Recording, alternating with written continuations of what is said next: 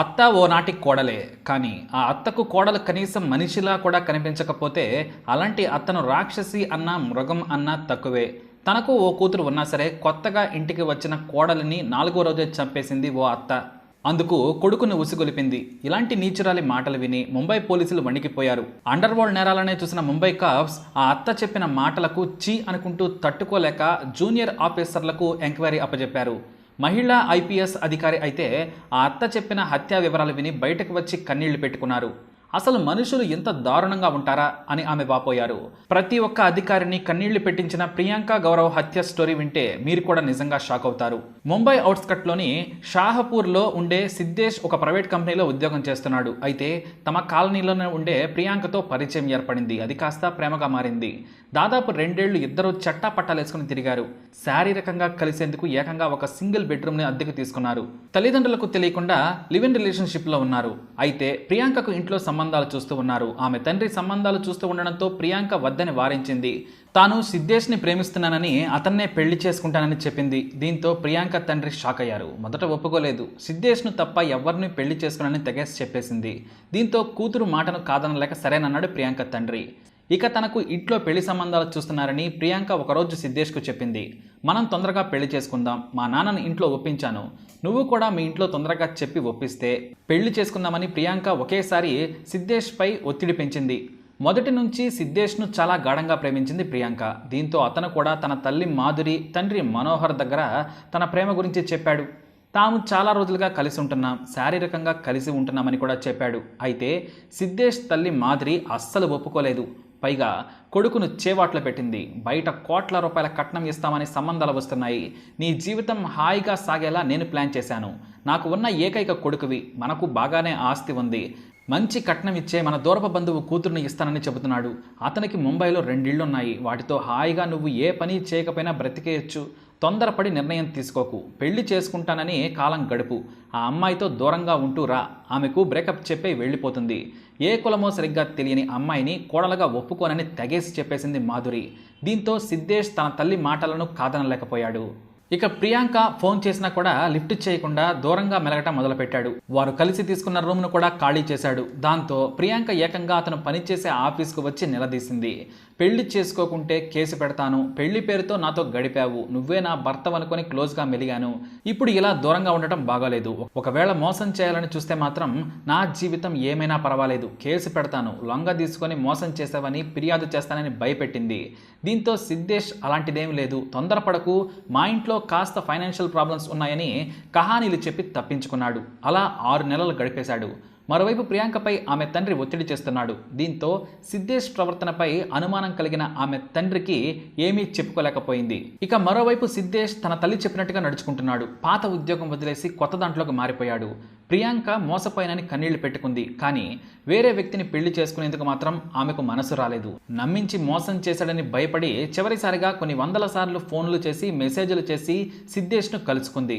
ఇవాళ సమాధానం గనక చెప్పకపోతే నేను ఊరుకోనని హెచ్చరించింది. దీంతో రేపు మా అమ్మతో మాట్లాడి ఏర్పాట్లు చేస్తాను, పెళ్లి చేసుకుంటానని హామీ ఇచ్చాడు. అయినా నమ్మని ప్రియాంక అతన్ని ఇంటికి తీసుకెళ్లి తండ్రికి పరిచయం చేసింది. అక్కడ సిద్ధేష్ను సొంత అల్లుడిలా చూసుకొని మర్యాదలు చేశారు. ఇక సిద్ధేష్కు కట్నం కూడా ఇస్తానని ప్రియాంక తండ్రి హామీ ఇచ్చారు. నాకు ఉన్నదే 2 ఆడపిల్లలు, నాకు సొంతిల్లు ఉంది, దాని విలువ దాదాపుగా 50 కోట్ల పైనే ఉంటుంది, చిన్నమ్మాయి పెళ్లి కాగానే ఇద్దరికీ రాసిచ్చేస్తానని హామీ ఇచ్చాడు. అంతకంటే ముందుగా పెళ్లికి 25 లక్షల కట్నం, 100 తులాల బంగారం, ఒక కారు కూడా పెడతానని చెప్పాడు. దీంతో నాకు అవేమీ వద్దు, నేను ప్రియాంకను ప్రేమించాను, మీ డబ్బుని కాదు అని బాలీవుడ్ డైలాగ్ కొట్టాడు సిద్ధేష్. దీంతో తమ అల్లుడు మంచివాడనుకున్నారు ప్రియాంక పేరెంట్స్. ఇక ఇంటికి చేరుకున్న సిద్ధేష్ జరిగిన ఘటనను తన తల్లికి చెప్పుకొని బాధపడ్డాడు. దీంతో సిద్ధేష్ తల్లి కొత్త ప్లాన్ వేసింది.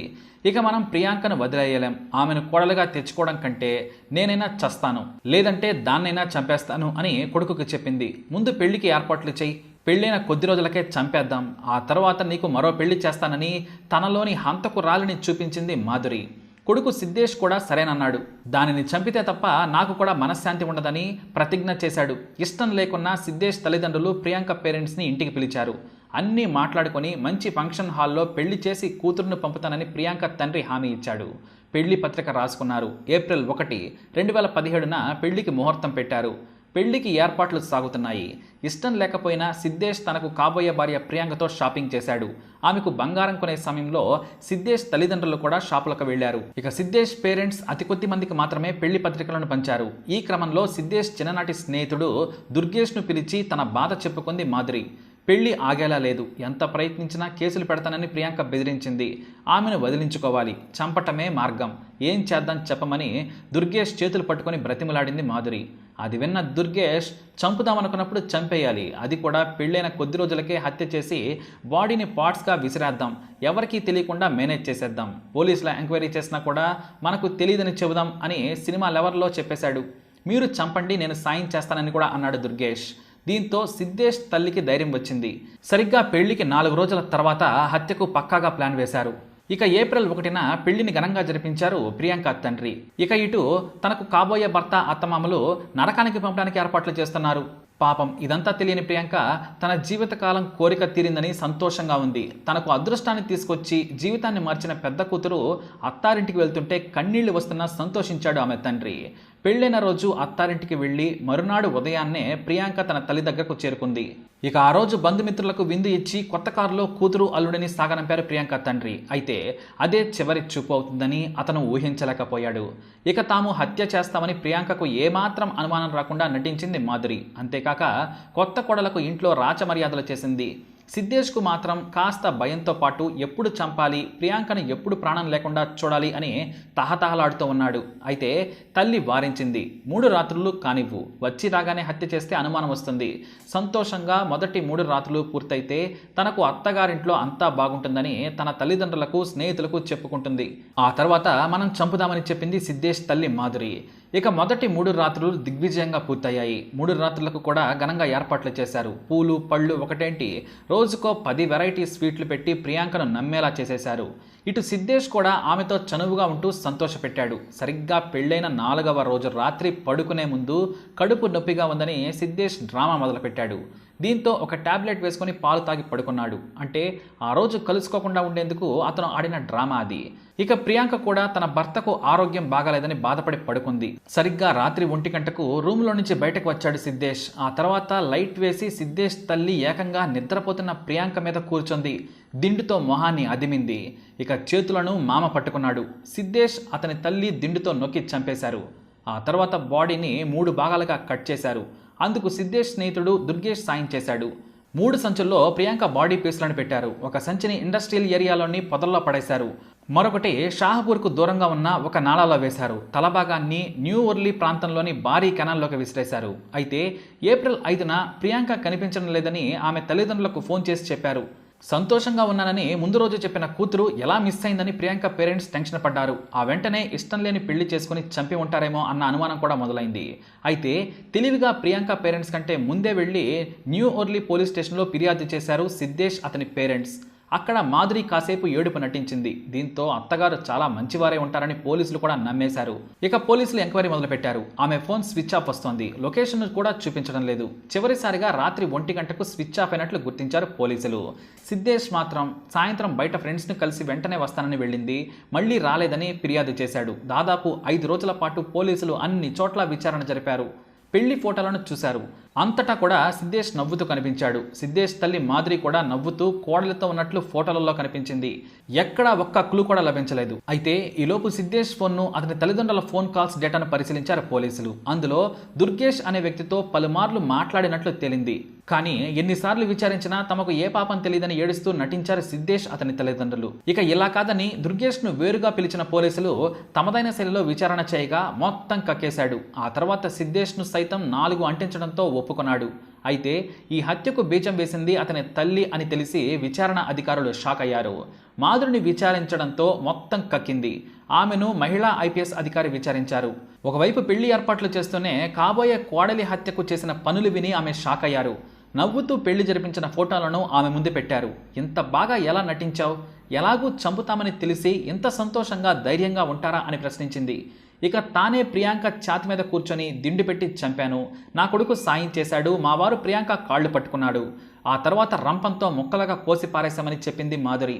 మరి 4వ రోజే ఎందుకు చంపారని ప్రశ్నించగా ఆ మరుసటి రోజు వారి తల్లిదండ్రులు కొత్త అల్లుడికి బట్టలు పెడదామని తీసుకెళ్ళడానికి వస్తామన్నారని, అందుకే చంపేశామని చెప్పింది సిద్ధేష్ తల్లి. దీంతో ఆ మాటలు విని ఐపీఎస్ ఆఫీసర్ కన్నీళ్లు పెట్టుకున్నారు.